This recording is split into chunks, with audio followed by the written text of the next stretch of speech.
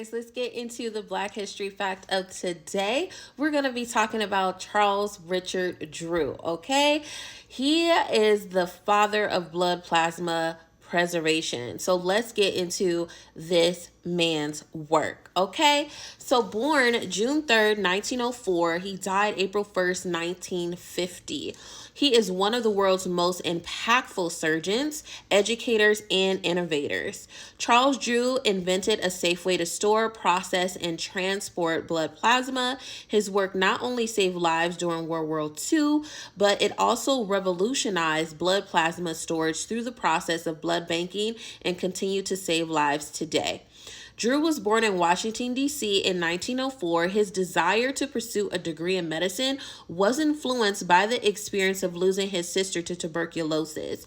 Oh, I didn't know that. While he was in high school, working toward this goal, in 1922, he earned a football and track and field scholarship to attend, Amherst College in Massachusetts, where he was one of the only 13 black students in a student body of 600. Oh my God.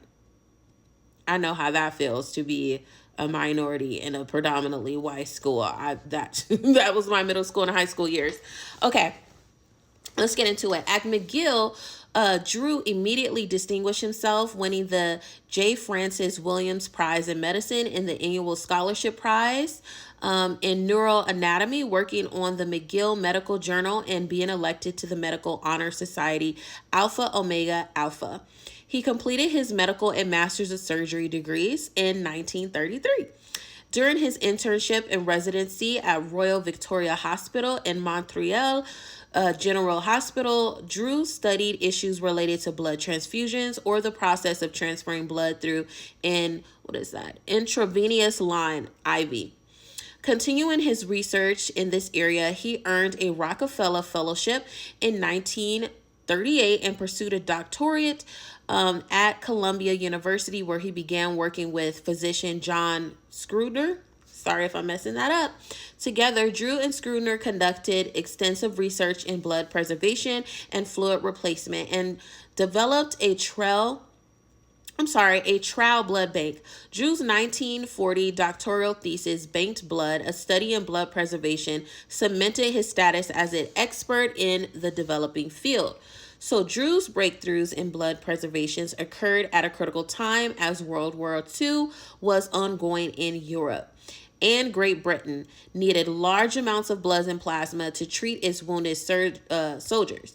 Using the experimental blood bank they had just tested as a blueprint, Drew and Schroeder spearheaded the Blood for Britain program to ship plasma overseas. The delivery of the plasma was critical.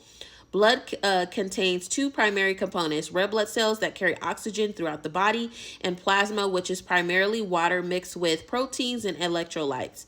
Plasma is effective in helping replace essential fluids and treating shocks, two functions essential to saving lives. Additionally, plasma on its own is easier to preserve and transport. It can be used with any blood type. Drew and his team developed novel ways to extract, preserve, and ship plasma on a large scale, sending 5,000 life-saving liters of plasma to England. Following the success of the Blood for Britain's program in 1941, Drew became both the first black surgeon to serve as an examiner on the American Board of Surgery and the first director of the American Red Cross Blood Bank in New York. Wow, I didn't know that. He created several mobile blood donation stations, which would later be known as bloodmobiles. Despite the great need for blood at the U.S., as the U.S. entered World War II, the armed forces insisted that the Red Cross pilot project follow a racist policy, excluding black donors. Though in 1942, the Red Cross announced it would begin accepting blood from black donors, it would still segregate the blood. Of course, Drew objected to such policies. In 1944, he wrote a letter to the director of the Federal Labor Standards Association regarding the segregation of the blood by the National Blood Bank. Drew wrote, "It was a bad mistake for three reasons. One, no official department of the federal government should willfully humiliate its citizens. Two, there is no scientific basis for the order, and 3, they need the blood. Ooh, you go on, black men. Following his work with the National Blood Bank, Drew focused his efforts on training and mentoring his surgical residents and medical students. In 1944, he was appointed chief of staff at Fredman's Hospital. He was elected a fellow to the International College of Surgeons in 1946, and he served as a consultant to the Surgeon General in 1949. At the time of death, Drew's death following a serious car accident in 1950. He was a professor, a chief of surgery at Howard Medical School. His legacy endures through his many contributions to health and education, and though those he continues to expire, including his daughter Charlene Drew Jarvis, who has held positions as a neuroscientist, legislator, and university president. I will want to note here too, in the black community, because I'm from California, there is a Charles Drew Medical School. I don't know if it's still there, but it was there in the 90s and it was there in the early 2000s. And it was really hard to get in there. Everybody wanted to get into that program, and my mother made it an effort for me to know about Charles Richard Drew, and I took tours at that campus too.